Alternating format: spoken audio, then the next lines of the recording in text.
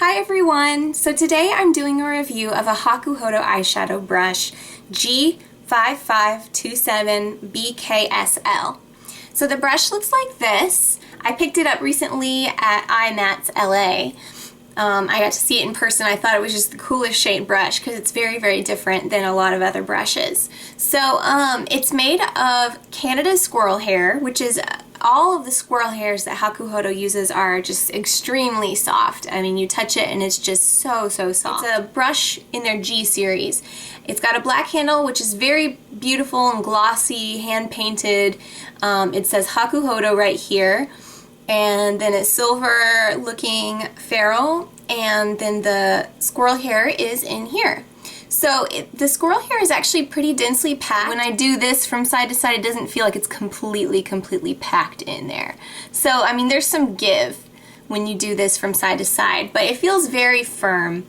Actually, when I do this, it still feels quite firm. There's a lot, it's a very thick packing of Canada squirrel hair.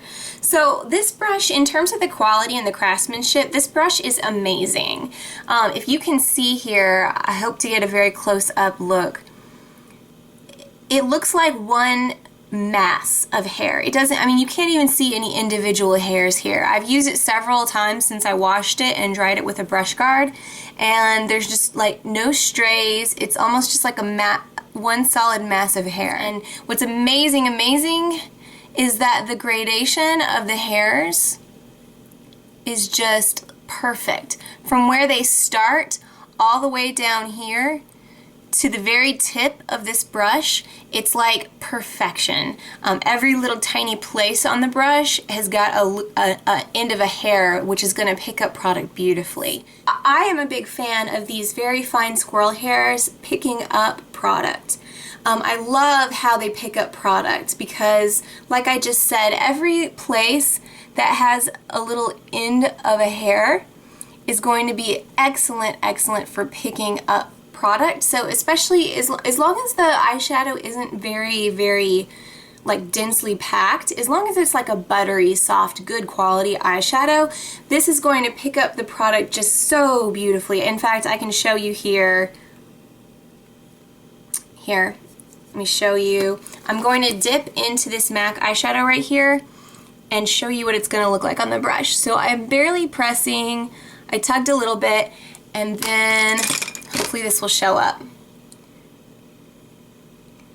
It looks like a perfect wash of color is perfectly distributed onto this brush. This brush in particular, picking up a highlight shade and then depositing the shadow along the brow bone, it's amazing for that. It's good for maybe not really detailed work of packing it on, but if you wanted in particular like one color all over your lid or even over half of your lid, it would be good for applying the color in that way. Here you can see the point of this will fit in my crease, so you can use it to lay down shadow in the crease. In fact, you can cut the crease okay if you dip just the very tip of this brush into product. Anyway, so what I've done is I put on my arm a little bubble for a bunch of different brushes. So for when it comes to blending, you can see how well this brush blends, because blending is going to be the challenge for this brush a little bit,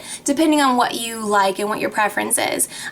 Because this is so soft, that's one of the things that people don't like about the Hakuhodo brushes, or the complaint that they have is sometimes it's so soft it's very hard to blend. I put MAC satin taupe at the bottom of each of these little bubbles that represent different brushes, and I am going to go back through with various blending brushes and demonstrate how it would blend out a darker color. So I am going to be taking MAC's Sketch, which is this purple color, and I'm just going to take my MAC 217 brush first so you can see how that compares to all of the Hakuhodo brushes. I'm going to get a good bit of product on there, and so I'm going to place it here and blend out.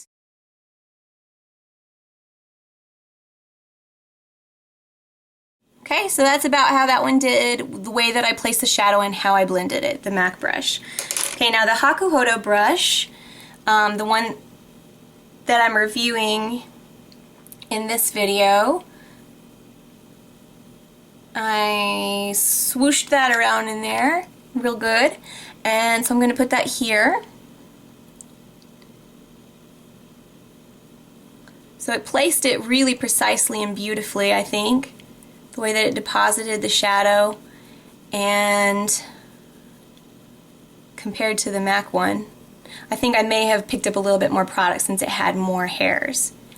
And so I'm blending, just kind of blending out, just to demonstrate its blending ability. And when I picked up product with this brush, I tried to press about as hard as I did with that MAC brush. So I think this one picked up a bit more because it has more bristles, but that's the general idea. Okay, so that's kind of how this one blended compared to the MAC one. Okay, so it did fairly well for a blending brush. It's just that you can probably see that here, this Hakuhodo brush, it took me a big surface area to blend out, and this MAC one was able to blend out in a little bit of a smaller area. This is kind of a big brush. It ended up moving around quite a bit. You have to kind of press hard with it. It's hard to blend out in a very small area because the very tip of it isn't very firm. You have to kind of use the whole brush, which is a little fatter. Hakuhodo J5529 brush, which is $16. It's a tiny little crease brush that you can use for blending out as well. And this one is made of goat hair, white goat hair, so that's the same as like the MAC 217 material.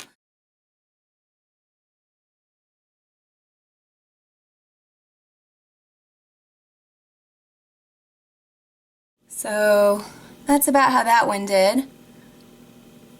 It looks like the MAC 217 blended better than this one. I think this one was really great for placing the shadow, but it seems like it didn't blend out the edges quite as well as the MAC 217.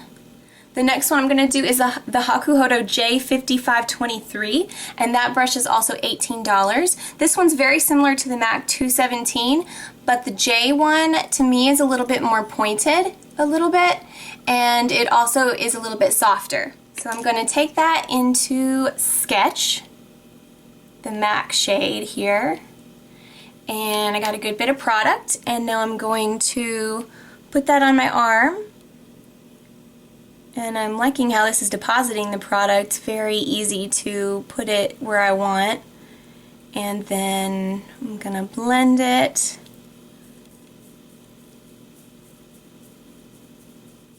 I think this one's doing excellently. Whew, that was nice. I like that. That one blended about like the MAC 217, I thought. I think that those are pretty similar.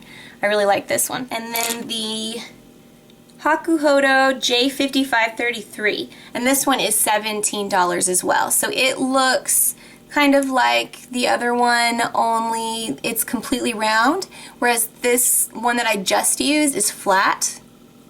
This one's only round, and then it's fluffier. It feels like it's very soft. It's kind of flatter across the top. It's rounded but a little bit flatter. This one's pointy.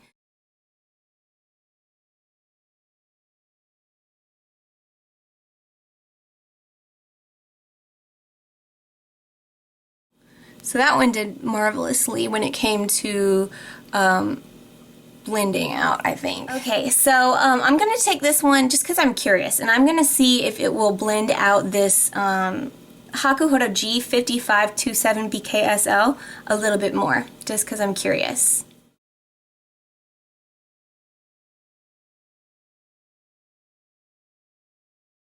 At all. I thought it changed maybe a little bit, but not a whole lot. Okay, and then also I'm going to take the Hakuhodo J5523, which was this one that did pretty well. It was the one that was really similar to the MAC one.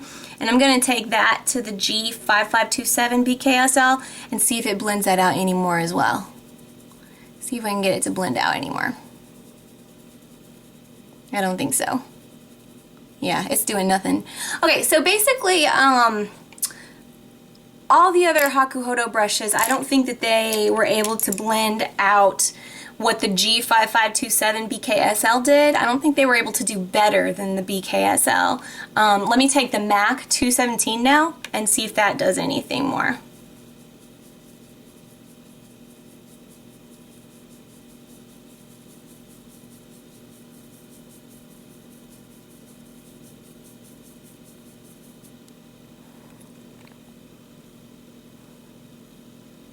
I think it did, a little bit. You can see the line is a little blurrier down here.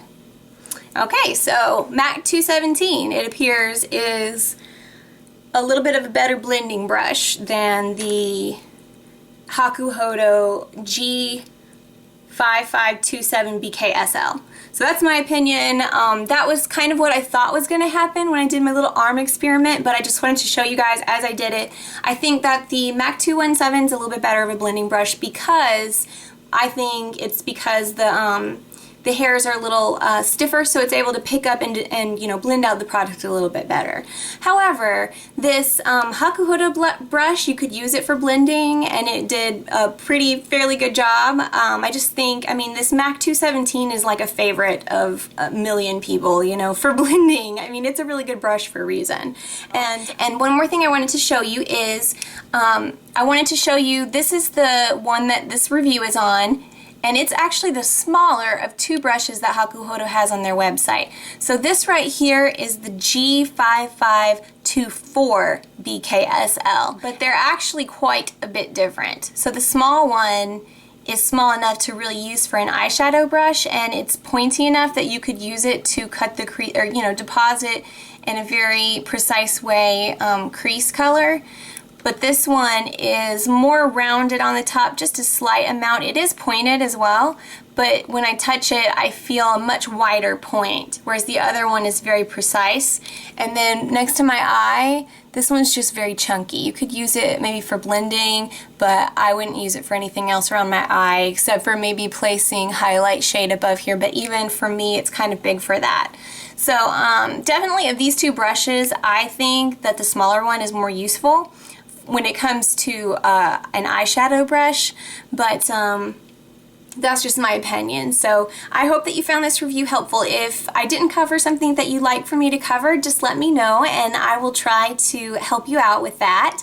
I know these brushes are so expensive, so I tried to be thorough on this, and I hope that it's helpful for you guys. So thank you for watching, and I hope you have a wonderful day. Hope to see you soon. Bye.